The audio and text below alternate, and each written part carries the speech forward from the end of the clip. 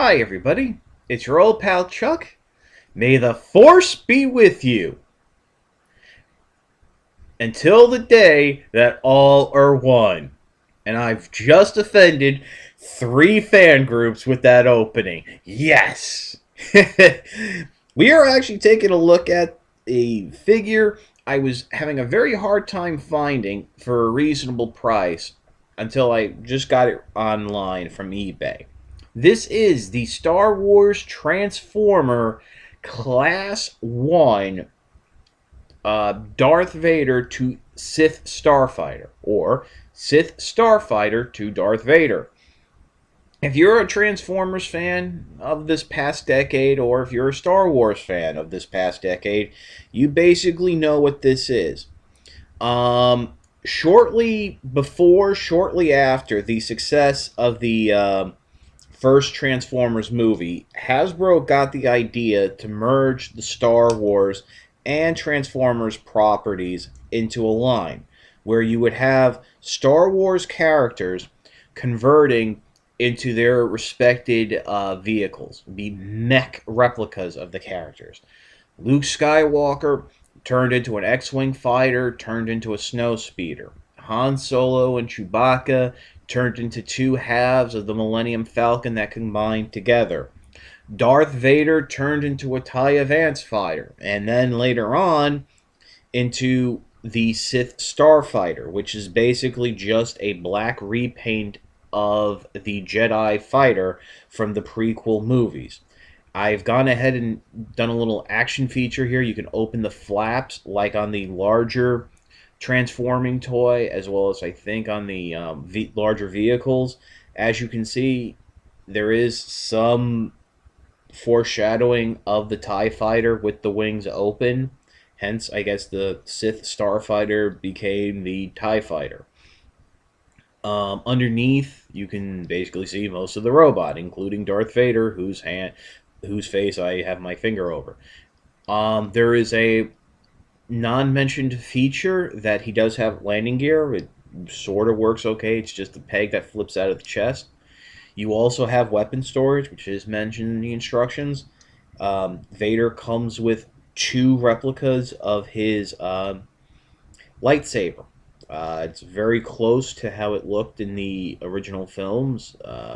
Not much I can say about them. I'm sure some detail is missing that the diehard Star Wars fans will, point out. Like I said, the figure is predominantly black. There are some red accents on towards the top of the thrusters here. You have silver going down the chest. You have the Empire logo across the sides. You also have it in silver and black on the wings.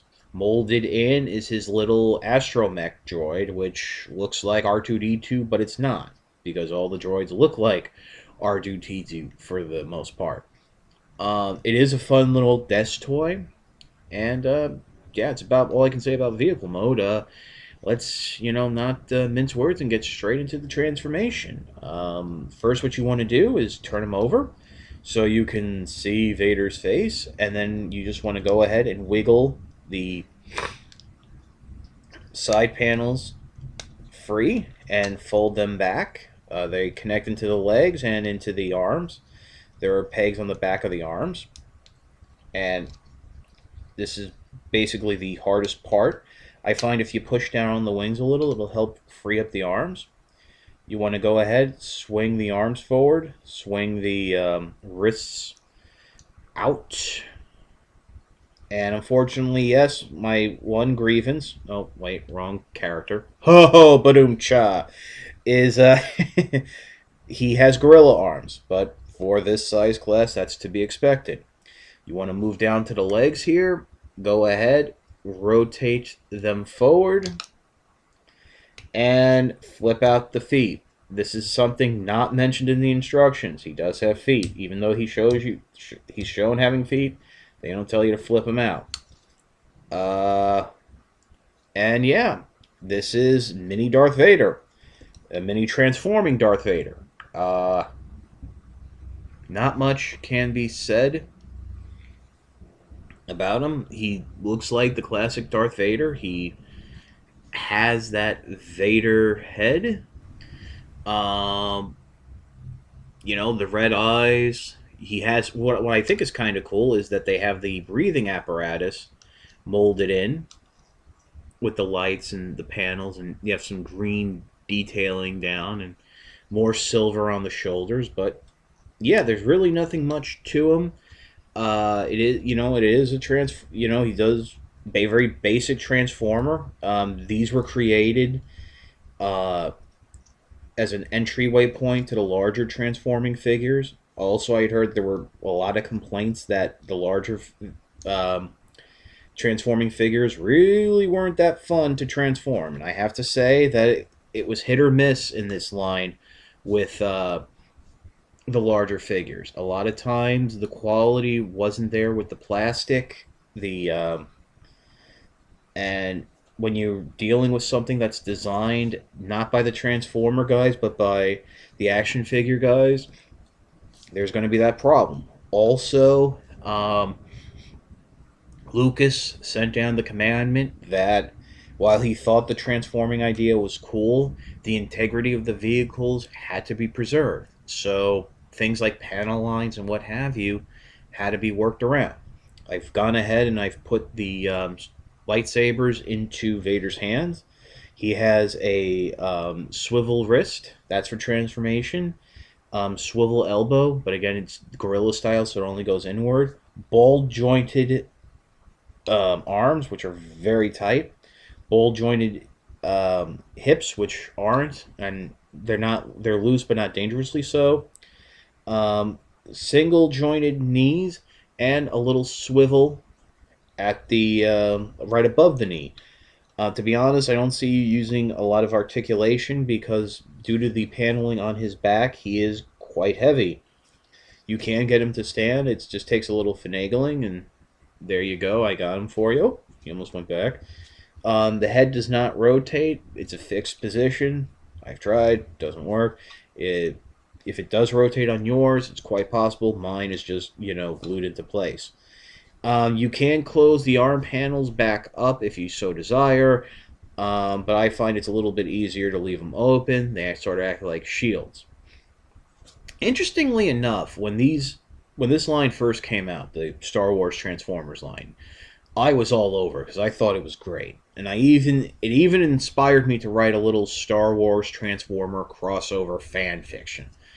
The big hook was going to be that they existed in parallel timelines, and Unicron in the Transformers universe took the same position as the Death Star, and Unicron knew that, and he was actually sent his herald Scourge, Black Convoy, who my friend had just repainted MPO1 into Black Convoy, so I threw him in and as Scourge, and they were going to do this link where Unicron would take over the Death Star, and there was this whole thing, and and then they started throwing in. Well, you had Darth Vader, but then you had Anakin Skywalker. So I was like, oh, the timelines are collapsing in on each other as well as crossing over because of what Unicron's doing. That explains, in Robot Masters how Optimus Prime and Optimus Primal are together. It just got too crazy because they just kept throwing out Star Wars characters as Transformers, as they just didn't make sense to exist. I mean, you had like Obi-Wan Kenobi and all that. It was just. But yeah, can I recommend this guy? Sorta. Know what you're paying for.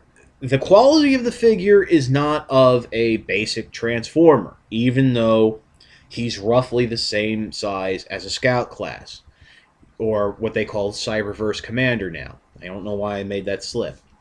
These are also, I should say, very expensive because of the Star Wars licensing.